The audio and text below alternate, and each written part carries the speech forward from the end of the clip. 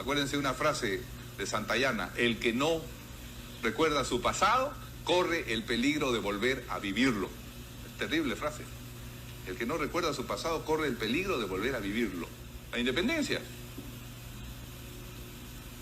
El primer proyecto nacional del Perú es su independencia, crearse. Ahora, sobre esto hay duda. ¿Es que los peruanos querían ser independientes? Cuando el general San Martín, que venía de Chile, desembarcó en la bahía de Pisco y avanzó hacia Lima, se quedó estacionado por las pampas de Pachacámac, a unos 20 o 30 kilómetros de Lima, porque dijo, así, y lo escribió: oiga, me parece que esta gente no quiere ser independiente de España. Y mandó una carta a Lima. Para que yo entre a Lima, dijo, primero firmen todos que quieren ser independientes. Con lo cual demuestra inteligencia San Martín. Oiga, ¿yo a qué entro a ser más papista que el Papa en un país que no quiere ser independiente? Están contentos con su virrey, sus oidores. Se creen todos parientes del rey de España, partida de acomplejados que han seguido quedando acá. Y entonces se reunieron apresuradamente el marqués de Zárate, el conde de San Isidro y muchos peruanos, muchos, y firmaron. Adelante el señor San Martín, que Lima lo recibe para proclamar la independencia del Perú. Y entonces San Martín, aprovechando un 28 de julio, pues como dijo Manuel Leitón en Trujillo, ¿ya se olvidaron? Aprovechando un 28 de julio, proclamó la independencia. ¿Pero qué ocurrió? Ocurrió que las tropas del virrey Pezuela se acercaron a Lima nuevamente, tomaron el Callao, y el general San Martín, con mucha prudencia militar, se retiró de Lima, porque no tenía tropas suficientes. Y entonces el virrey entró en Lima nuevamente, y el conde de la Vista Florida, el marqués Zárate, el conde de San Isidro, y todos los que habían firmado el ingreso a San Martín, hicieron una recepción para el virrey Pezuela. Y San Martín, ahí es donde San Martín comenzó a decidir que se iba del Perú, porque se dio cuenta que es muy complejo gobernar el Perú. Yo les digo, muy complejo. Quiero esto, pero también quiero lo contrario, y al mismo tiempo estoy contra todos y contra ti mismo y contra mí, etcétera. Bueno, muy complejo. San Martín se dio cuenta que algo estaba mal. Por eso se fue a Guayaquil y le dijo a Bolívar: ven tú, que tú sabes tratar a muerte a la gente. Acuérdense de algo. Para la independencia de Colombia-Venezuela murieron 150.000 personas. Acuérdense de eso. 150.000 personas en 10 años. Para la independencia del Perú murieron 5.000 personas. ¿Por qué fue tan encarnizado allá? ¿Y por qué fue tan fácil aquí? Hay algo extraño. San Martín comprendió que aquí la situación no era favorable a él ni a la independencia. Se fue a Guayaquil y le dijo a Bolívar: ven tú, que yo me voy. Y en el día se fue. El 22 de septiembre de 1822 se fue. En eso fue grande San Martín. Él sabía, hay que liberar América, pero estos peruanos limeños no están muy de acuerdo con esto, y yo no voy a empezar a fusilar gente y a matar gente. San Martín en eso era un hombre bueno de espíritu. En cambio, Bolívar sí declaraba la guerra a muerte. Todo el que no está con la independencia debe ser fusilado. Ese es un decreto que dio. De manera que usted puede decir: no, es que yo me abstengo, no, fusilado. Y entonces vino Bolívar, y lo primero que hizo, dijo: bueno, a ver, el presidente interino del Perú, un señor Ribagüero, es que está conversando con los españoles, condenado a muerte. Y se salvó así, Ribagüero, primer presidente del Perú negociando con los españoles para unirse y expulsar a Bolívar. Se salvó así de la condena a muerte. El segundo presidente, el señor Torre Tagle, ¿dónde está? Torre Tagle huyó y se escondió en los castillos del Real Felipe en el Callao, bajo la protección española, y se declaró español, el segundo presidente del Perú. Así eran las cosas. El conde Berindoaga se puso a conversar con los españoles, fue fusilado cuidadosamente. Bolívar vino e impuso la independencia. Por eso a Bolívar no lo quieren mucho los peruanos. Hay más sanmartinianos que bolivarianos porque queda la herencia de que este hombre vino, porque la historia lo exigía así, a imponer a sangre y fuego la independencia. Por eso es que en la batalla de Ayacucho el 95% de las tropas del virrey son peruanas y el 80% de las tropas de Sucre son colombianas, venezolanas, panameñas, argentinas, chilenas y 20% es peruano. En realidad fueron unos extranjeros que le ganaron la batalla a los peruanos. Esa es la verdad. ¿Sabía usted eso? Ah, ya lo sabe, a partir de ahora, verifíquelo. En realidad fueron los colombianos, venezolanos, no existía eso de nombre todavía, ¿no? Los gran colombianos, más los rioplatenses y la Capitanía General de Chile, que juntos le ganaron una guerra a los peruanos. Así fue. 95% eran algunos semiblancos y mestizos de Lima y 80% era una masa indígena enorme del sur del Perú bajo las órdenes del virrey La Serna y al grito de viva el rey, viva Cristo. Así fue. Porque el primer proyecto no era tal proyecto. Ese es el problema. Lo que parece ser lo primero, es decir, seamos independientes, resulta que nadie creía en eso. Usted tiene una encuesta, ICPI, qué sé yo, estos Datum, todos estos mercachifles, hacen una encuesta. Si hubiera sido limpia, salía, no, mire, mejor estamos con España, ¿no? Bolívar es un negro, San Martín es un hombre que no es de aquí, etcétera. Déjenos como estamos. Esa era la tesis. De manera que el primer proyecto fue a medias. Ahora bien, ¿qué ocurrió con la guerra de la independencia? ¿Qué ocurrió? ¿Qué ocurre en una guerra? A ver, ¿quién me explica? ¿Qué pasa? ¿Qué es lo primero que pasa en una guerra? Claro, alguien dirá, alguien gana, alguien pierde. Bueno, pero durante la guerra, ¿qué pasa? Desastre económico. Los ejércitos van de aquí para allá, se llevan los caballos, las mulas, se comen las cosechas, reclutan a la gente, o la gente se deserta y va corriendo por otros lados. Al señor Castilla, la deuda de la independencia, se le ocurrió lo siguiente. En 1857 se levantó en armas contra otro gobierno que había en ese momento, y como necesitaba tropas y también algo de demagogia, en Huancayo proclamó la libertad del negro. Ustedes saben que San Martín en 1821, con gran prudencia política y además con una maldad para no desorganizar las cosas, proclamó la libertad del negro, que naciera después del 28 de julio. Pero todo el negro que está antes sigue siendo esclavo. Es una medida política intermedio, ¿ah? Entonces el negro sigue siendo esclavo, dice, pero mi hijo será libre. Ah, ya. Pero siguió existiendo, y claro, todos los que iban naciendo en esos años se han nacido antes, ¿ah? Y los propietarios los tenían por negros nacidos antes. De manera que en 1857 todavía había una buena cantidad de negros esclavos. Y el general Castilla dijo, proclamo la libertad de los negros. Excelente, qué bueno. Pero se olvidó de decir lo siguiente, él no proclamó la libertad, él dijo, compraré la libertad de los negros. Entonces se proclama que debe ser libre cada negro, y usted me trae su negro, y yo le pago a usted la libertad del negro, y el negro queda libre, pero usted se va con 50,000 pesos. Entonces, el Perú compró la libertad de todos los negros esclavos, le pagó a los dueños, los indemnizó. No era por principio humano, de derecho humano, sino compra. Y de esa manera, los que ya habían sido enriquecidos con la deuda de la independencia fueron enriquecidos con la compra de la libertad de los negros. Y la pregunta es, ¿y ahora quién va a hacer el trabajo de esos negros? Porque, entre paréntesis, cuando en 1530, 1570 se produce la colonización y conquista,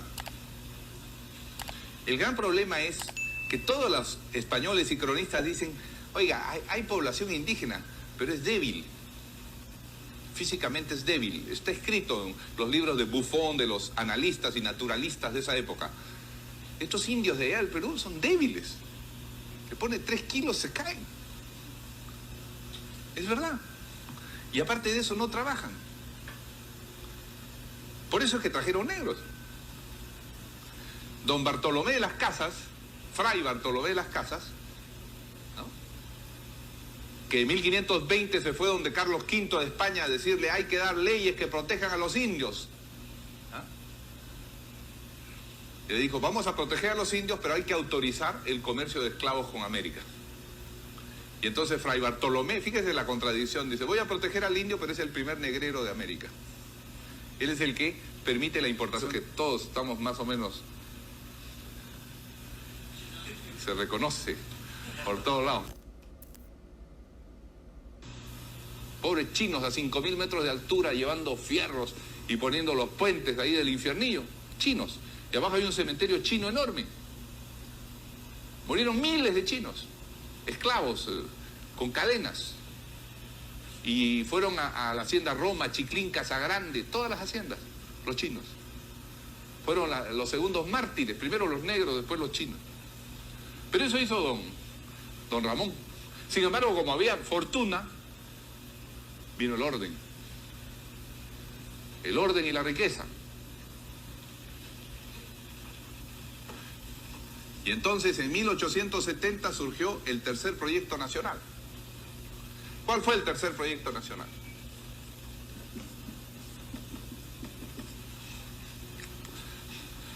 Todos estos Barredas, Alzamoras, Asprilla, Gaspardos, que fueron enriquecidos con la deuda de la independencia y la compra de los negros, dijeron en un momento, bueno, ahora somos la clase política limeña, blanca, estos generales mestizos, Gamarra, Castilla, ¿no? ¿Para qué sirven?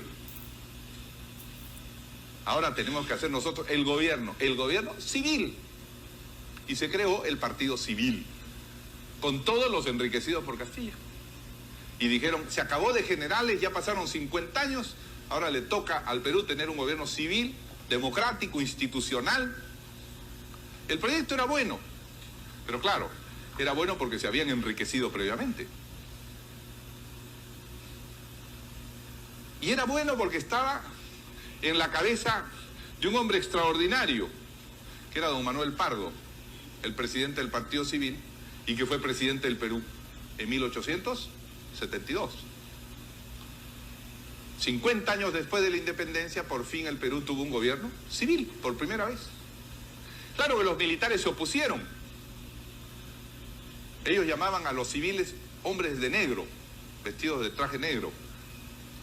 Y el coronel Balta, que era presidente del Perú, negoció un golpe de Estado para no entregarle el poder a Manuel Pardo, que era el civil elegido.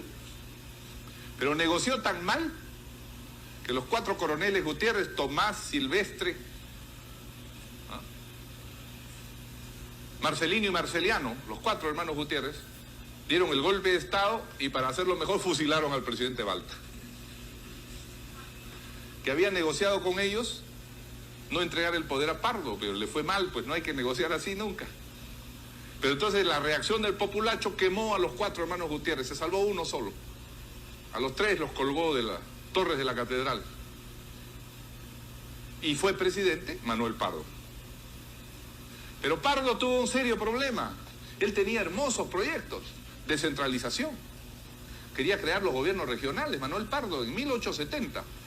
Quería trasladar la capital de Lima a Jauja. Ideas de avanzada. Pero se encontró con un problema gravísimo, que en los 20 años anteriores se había vendido a tal velocidad el guano de las islas que se estaba agotando. Y las pobres aves, a pesar de su esfuerzo, no podían reponer. Entonces, cuando toma en 1872 el tercer proyecto nacional, un gobierno civil, ya no tiene riqueza. Y el pobre presidente Pardo se enfrenta al déficit fiscal, a la deuda que ha hecho Castilla. El engreído de Basadre ha generado esa deuda. Y llega el presidente civil y se encuentra con la crisis fiscal de nuevo. Se está agotando el guano, aparece una riqueza un poquito que puede compensar, se llama el salitre, pero es mínima en relación al guano y a los gastos que tiene el país, que se ha embarcado en hacer ferrocarriles, carreteras, pagar deudas, se ha endeudado y ahora tiene que pagar deudas de deudas. Y se produce primero el asesinato de don Manuel Pardo en 1878 en medio de la crisis y al año siguiente la atrocidad de la guerra con Chile.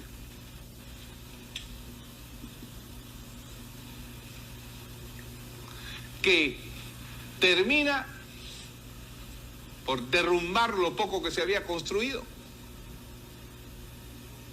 Y entonces Chile se lleva el salitre, Chile asola, avanza el ejército chileno, destruye todo, es como una guerra de la independencia de nuevo, todo destruido.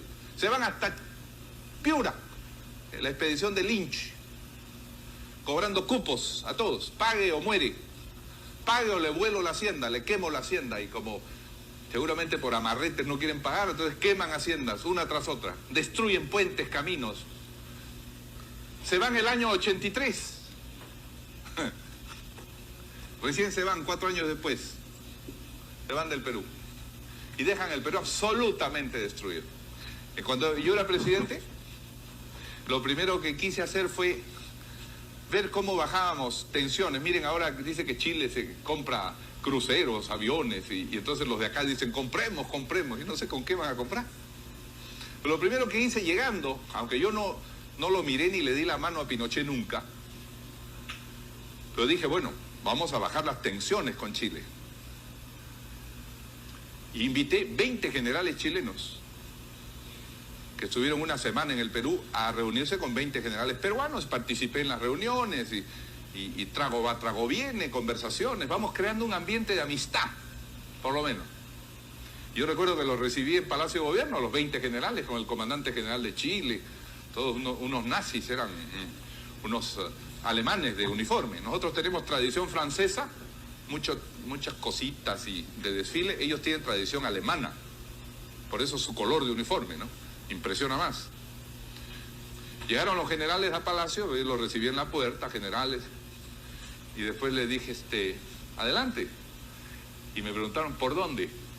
Yo le dije, ustedes estuvieron en este palacio 3 años, yo llevo 1 mes, pasen nomás, conocen mejor el palacio que yo.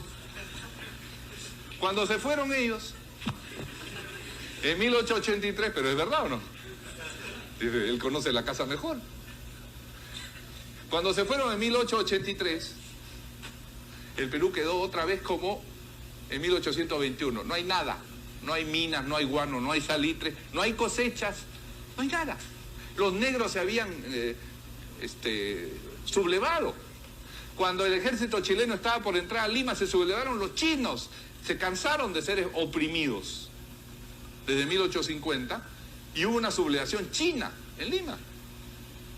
Tuvo que intervenir la tropa chilena para detener la sublevación china, que era el pueblo oprimido. Entonces, se van los chilenos y otra vez vuelven los militares al poder, pues. Viene el general Cáceres, que lo hizo bien, pero dice, ahora me toca a mí ser presidente porque yo resistí. Y voy a ser presidente 5 años y después me voy a quedar otro periodo, y voy a poner a mi compadre Morales Bermúdez y después de él voy a volver a hacer el militarismo de nuevo, igual que entre 1821 y 1850, el Perú empobrecido. Entonces surge la figura, en esta segunda etapa extraordinaria, de Nicolás de Piérola, que vuelve al poder venciendo al militarismo en una batalla en las calles de Lima, es presidente y propone un un cuarto proyecto nacional, que es la exportación. Piérola, 1895, la exportación. La X es exportación y la M importación, ustedes saben. ¿Qué es lo que dice Piérola?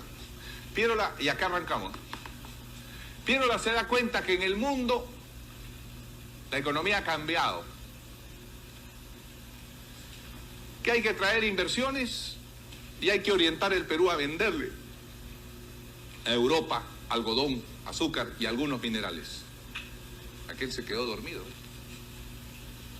¿Ha dormido bien? Denle su cafecito.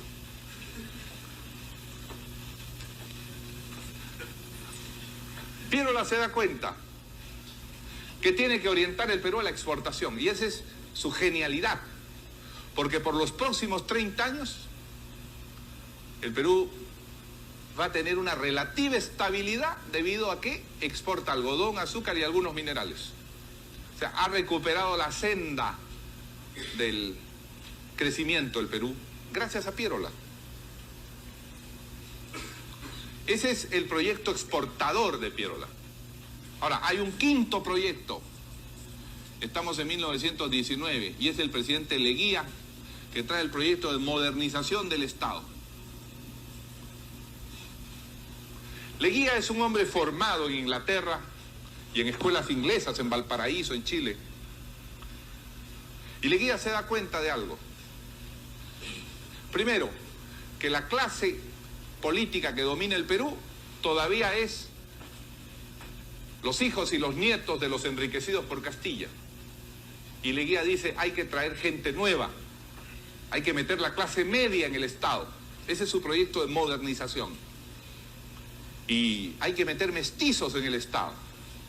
Entonces, por ejemplo, él conoce un señor director de escuela que se llama Escalante, José Ángel Escalante, que es hombre de confianza de él, que es un mestizo, un pobrecito, no tiene dinero, no es un enriquecido.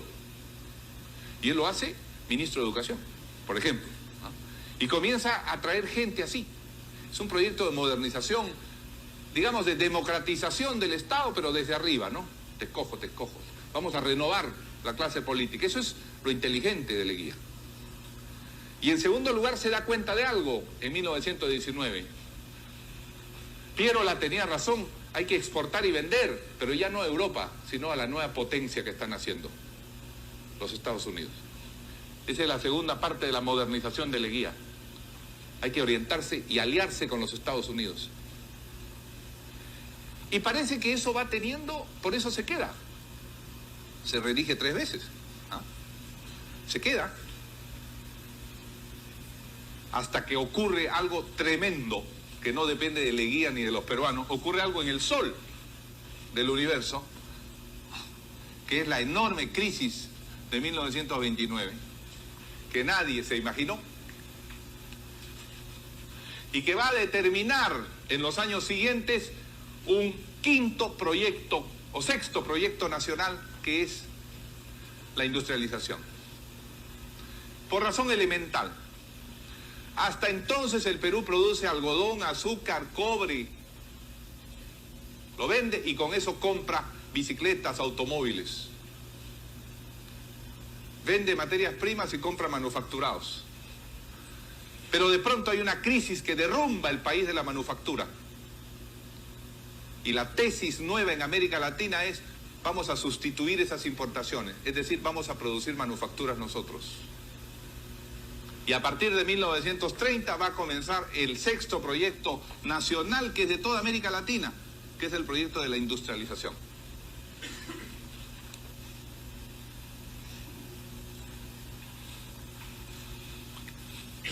Que va a durar 40 años, casi hasta 1970. Y va a durar porque en el mundo va a haber un proceso de industrialización impulsado por el presidente Roosevelt primero y por Estados Unidos después. Un séptimo proyecto nacional, para abreviar, es en 1968 la revolución militar, es decir, la redistribución del país.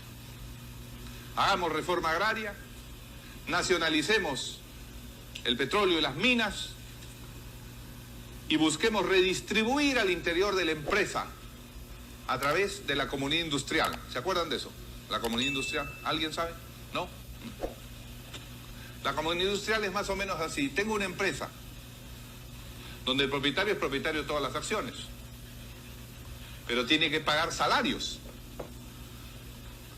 Entonces, por ley establezco que pague salarios, pero cada año paga una cantidad a lo que llaman comunidad industrial. Es decir, a la agrupación de trabajadores le tiene que pagar una cantidad en acciones. Entonces, cada año la participación del trabajador dentro de la empresa va creciendo. Y teóricamente puede llegar hasta tener 50%. Y el otro 50% es del propietario. Entonces hay comunidad industrial. Está asociado el capital y el trabajador para la industria. ¿Para qué se hizo esto? Era un esfuerzo desesperado cuando la industria se estaba cayendo, para que el capitalista ponga más dinero y nunca alcance 50% el empleado. Entonces era ponerle la zanahoria delante al capitalista. Para que la comunidad industrial nunca llegue al 50%, tienes que poner más plata, tienes que invertir más, y siempre tienes la mayoría. ¿Me entiendes?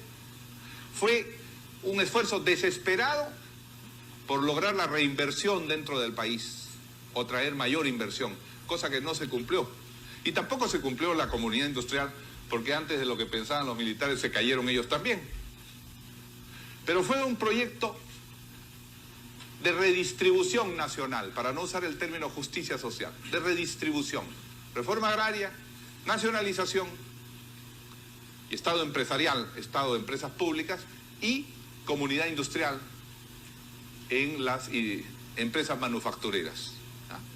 Ese fue el proyecto de los militares en 1968, y ellos crearon todos los Minero Perú, Petro Perú, Electro Perú, todo. Nacionalizaron, expropiaron y lo convirtieron en empresa pública. Ahora, eso tiene un serio problema. Adelantemos algo. En esos años había mucho dinero en el mundo de crédito. Cuando los militares llegaron al poder, el Perú debía 800 millones, ¿no?, de dólares.